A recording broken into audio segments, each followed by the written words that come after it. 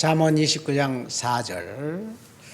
왕은 정의로 나라를 견고하게 하나 뇌물을 억지로 내게 하는 자는 나라를 멸망시키느니라. 이웃에게 아첨하는 것은 그의 발 앞에 그물을 치는 것이니라. 악인이 범죄하는 것은 스스로 올무가 되게 하는 것이나 의인은 노래하고 기뻐하느니라. 의인은 가난한 자의 사정을 알아주나 악인은 알아줄 지식이 없느니라. 거만한 자는 성읍을 요란하게 하여도 슬기로운 자는 노를 그치게 하느니라. 지혜로운 자와 미련한 자가 다투면 지혜로운 자가 노하든지 웃든지 그 다툼은 그침이 없느니라. 피 흘리기를 좋아하는 자는 온전한 자를 미워하고 정직한 자의 생명을 찾느니라. 어리석은 자기의 노를 다 드러내고도 지혜로운 자는 그것을 억제하느니라. 아멘. 어리석은 자와 지혜로운 자, 의인과 악인이 뒤섞여 살고 있는 세상입니다. 잠언은 솔로몬이 아들 다음 세대들을 위해서 쓴 격언이고 금언이고 그리고 인생의 지침이 되는 주옥과 같은 그런 이야기입니다. 말씀입니다. 잠언은 솔로몬이 자기의 인생을 다 살고 난 다음에 젊은 시절 부와 명예와 그 다음에 쾌락을 쫓아 살았던 자신의 삶을 되돌아보면서 아들에게 너는 나처럼 인생을 허비하지 말아라, 그런 이야기를 하면서 인생의 지침들을 이야기해 준 거지요. 겉으로는 내 아들아, 그 아들은 아마 솔로몬의 아들 장자, 그래서 왕위를 물려준 르호보암이었을 것입니다. 그러나 그 아들은 이스라엘의 다음 세대, 젊은 세대들을 이야기하고 또 그 아들은 현대를 살아가고 있는 우리 성도들, 크리스천들을 이야기할 수 있습니다. 오늘 본문은 의인과 악인이 뒤섞여 사는 세상, 지혜로운 자와 슬기로운 자와 미련한 자가 각각 자기의 일을 하지만 하나님은 의인의 편이고 지혜로운 자의 편이라는 이야기를 합니다. 악인과 의인, 선과 악, 무엇이 선이고 무엇이 악인가요? 오늘날은 선과 악이 뒤섞여 있습니다. 무엇이 정의고 무엇이 불의인지 헷갈립니다. 저마다 자기가 옳다고 주장하면서 강하게 자기 주장을 이야기하는데 그 사람의 논리를 따라가면 그 사람은 100% 맞는 이야기를 합니다. 지난 주말 전라도 광주에서 윤석열 대통령 탄핵 찬반 집회가 있었지요. 공교롭게도 연사로 나선 사람 2명이 일타 강사, 역사 일타 강사였습니다.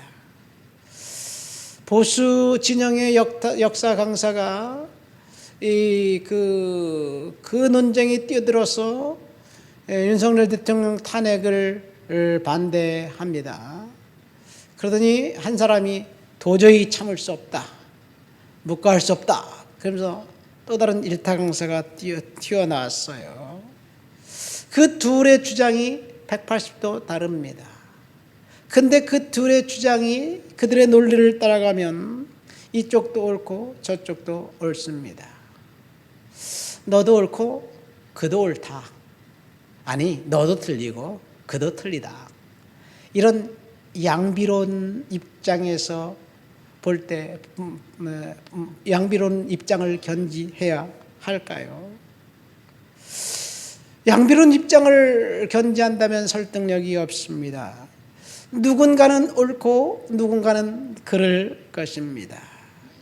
무슨 근거로 옳고 그름을 판단해야 할까요? 내 생각? 내 양심? 내 가치관일까요? 우리들은 성경 말씀을 기준으로 해서 옳고 그름을 판단해야 될 줄 믿습니다. 4절 말씀 보십시오. 왕은 정의로 나라를 견고하게 하나 뇌물은 억지로 내게 하는 자는 나라를 멸망시키느니라. 여기 나라를 견고하게 하고 나라를 멸망시키는 두 종류의 그 사람이 있습니다. 첫 번째, 정의가 나라를 견고하게 하고 불의가 나라를 멸망시킵니다. 여기서 불의는 뇌물이지요. 왕은 정의로 나라를 다스려야 된다는 명제 앞에 누구도 반론을 펼 수가 없습니다. 그러나 정의라는 사전적 의미는 똑같아요. 이쪽이나 저쪽이나 정의라는 사전적 의미는 틀리지 않습니다. 그러나 그 사전적 의미를 해석하는 방법은 180도 다릅니다. 그렇다면 무엇이 정의일까요? 탄핵을 찬성하는 사람들의 입장에서 보면 윤석열 대통령은 계엄을 선포한 폭군이기 때문에 그 자리에서 끌어내야 된다고 생각합니다. 그래서 대통령을 끌어내는 것이 정의입니다. 탄핵을 반대하는 사람 입장에서 보면 대통령이 왜 계엄을 선포하게 만들었느냐, 사사건건 반대하면서 아니 탄핵을 29번이나 하고 기각될 것이 뻔한데 그 국회의 권리라고 그렇게 주장하면서 급기야는 그 정부에서 예산안 처리한 것도 다 퇴짜 놓고 빵원 만들어 놓고 난 다음에 대통령을 일하라고 한 거냐, 일을 못하게 만드니까 일하려고 그런 거 아니냐. 탄핵은 빌미를 제공한 너희들 문제 때문에 정당하다 그렇게 얘기하면서 아니 대통령이 내란을 일으키냐, 권력을 잡은 사람이 쿠데타를 일으키냐, 쿠데타를 일으키는 것은 권력을 잡기 위해서 권력을 잡지 않은 사람이 일으키는 게 아니냐. 그러니까 야당이 내란죄를 저지르고 있는 것이다. 뭐 이런 주장입니다. 여러분 그들의 논리를 따라가면 둘 다 옳습니다. 그러나 둘 다 옳으면 어떻게 계속되겠어요? 계속 그냥 이 상태로 싸우란 말입니까? 한 사람은 옳고 한 사람은 그러야 되지요. 판결을 헌법재판관이 할 거예요. 근데 문제는 정의를 자신의 신념에 따라서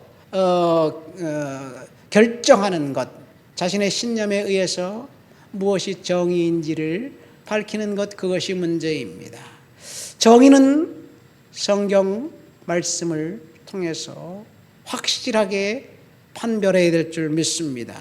아까도 이야기했지만 두 일타 역사 강사가 설전을 벌였습니다. 그런데 그 대통령 탄핵을 찬성하는 입장에 나온 일타 강사, 역사 강사의 견해가 좀 독특합니다. 여러분, 역사적인 사실은 팩트예요. 그 사실을 해석하는 것은 서로 주관이 다릅니다.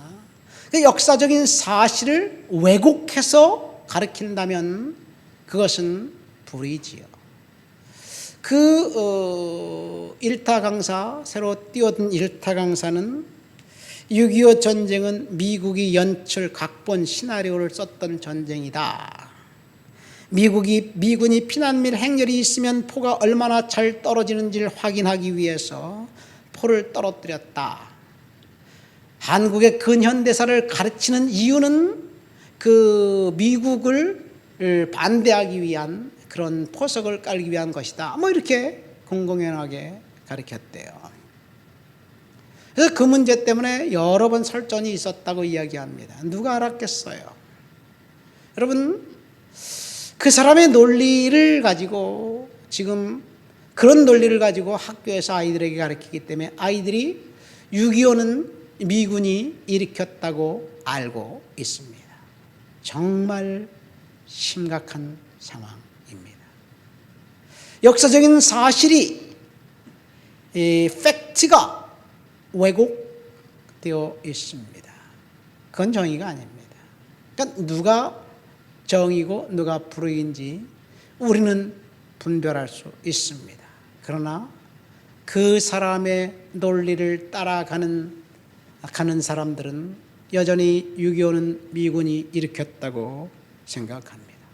심지어 헌법재판관마저도 연합군, 그 6.25 때 참전한 16개 나라의 다양한 국적의 병사들, 이들은 왜 왔지? 이 SNS에 그렇게 퀘스천 마크를 쓰면서 올려놨어요. 헌법재판관이 왜 왔지? 왜 왔긴 왜 왔어? 대한민국 공산화될 걸 막기 위해서 왔지. 그게 아니에요. 이들이 안 왔으면 우리는 이미 통일되었을 텐데? 공산주의로, 북한으로. 이런 이야기예요. 그러니까 사상이 굉장히 중요하죠. 무엇이 정의인가요? 오늘 4절 말씀 보니까 왕이 뭐라고 되어 있습니까? 4절에 정의로 나라를 견고하게 한다. 뇌물이 나라를 망하게 한다. 불의가 나라를 망하게 한다. 지금 이 나라를 우리는 정의가 견고하게 나라를 세워주는 그런 나라가 되도록 위해서 기도해야 될 줄 믿습니다. 뇌물은 지금 대한민국을 강타한 뇌관과 같은 그런 역할을 하고 있습니다. 야당의 모 대통령 후보가 이 뇌물 문제 때문에 재판을 받고 있는데 아니라고 계속해서 우기고 있잖아요.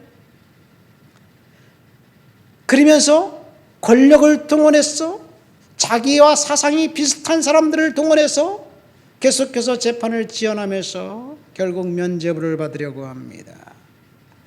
그러니까 정의는 불의한 사람과의 싸움이 정의입니다. 그에게 범죄한 사실이 밝혀져도 법관을 매수해서 그것이 한 번 판결을 받으면 그 사람은 죄가 없는 거예요. 죄가 없다고 해도 하나님마저도 그렇게 판단하실까요? 사람은 속일 수 있어도, 권력으로 모든 것은 다 왜곡되게 할 수 있어도 하나님은 속일 수 없습니다. 얼마간은 불의한 사람들이 승승장구할 수도 있습니다. 그러나 죄가 스스로 폭로한다는 사실을 성경은 이야기하고 있습니다. 오늘 본문 6절 말씀 보세요. 악인이 범죄하는 것은 스스로 올무가 되게 하는 것이나 의인은 노래하고 기뻐하느니라. 여기서 보면 악인이 범죄하는 것은 스스로 올무가 되게 하는데 무슨 말입니까? 악인이 자기의 악을 저지르다가 그 악 때문에 스스로 파멸의 구덩이에 빠진다는 이야기예요. 민수기 32장 23절에 너희 죄가 반드시 너희를 찾아낼 줄 알라는 말씀과 동일합니다. 죄가 결국 그 사람이 범죄한 사실을 밝혀낼 거예요. 권력을 가지고 자신이 뇌물을 받지 않았다고 계속해서 주장하지만 자신이 그동안 유용했던 그런 그 악한 행동과 뇌물이 결국 그 사람의 범죄를 입증할 거예요. 처음에는 안개와 같이 둘이 뭉실하게 넘어간다 할지라도 결국 하나님이 드러나게 하실 것입니다. 역사가 주는 교훈이에요.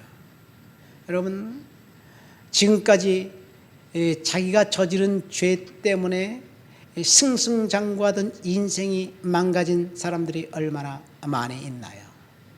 수년 전이죠. 충남의 뭐 유력 대통령 후보였던, 대선 주자였던, 도지사였던 사람, 남모르게 저질렀던 그런 음란한 짓이 밝혀져서 감옥에 갔어요.